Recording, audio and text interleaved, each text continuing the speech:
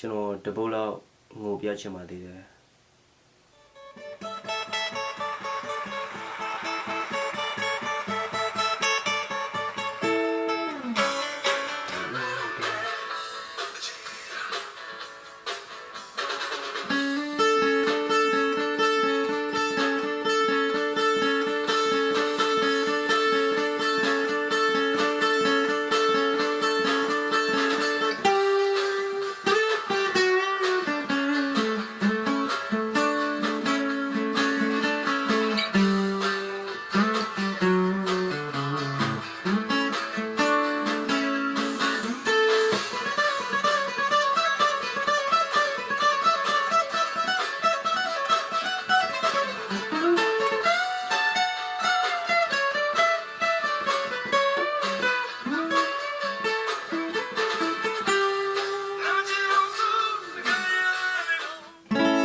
တချင်းကီယာA key ဖြစ်ပါတယ်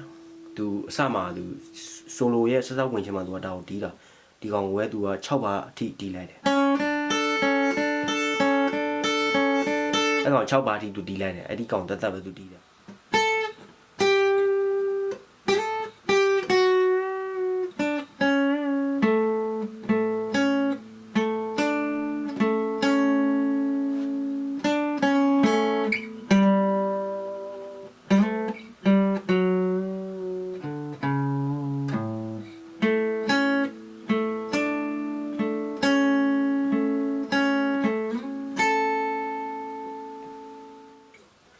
ဒီဘက်နားကိုရောက်လာတဲ့ခါကျတော့သူကစကေးလေးတွေကိုနည်းနည်းတီးထားတယ်သူကဟို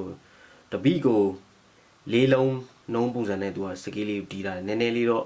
ရှုပ်ပါတယ်အဲ့ညလေးမှာအနည်းဆုံးတက်နိုင်ဆုံးကျွန်တော်တီးပြပြပါမယ်ကျွန်တော်အဲ့ညလေးမှာနေနေတီးရတာတော်တော်လေးတော့နည်းနည်းကွာကြတယ်ဒါပေမဲ့ကျွန်တော်တက်နိုင်ဆုံးကျွန်တော်အနေတီးပြမယ်နော်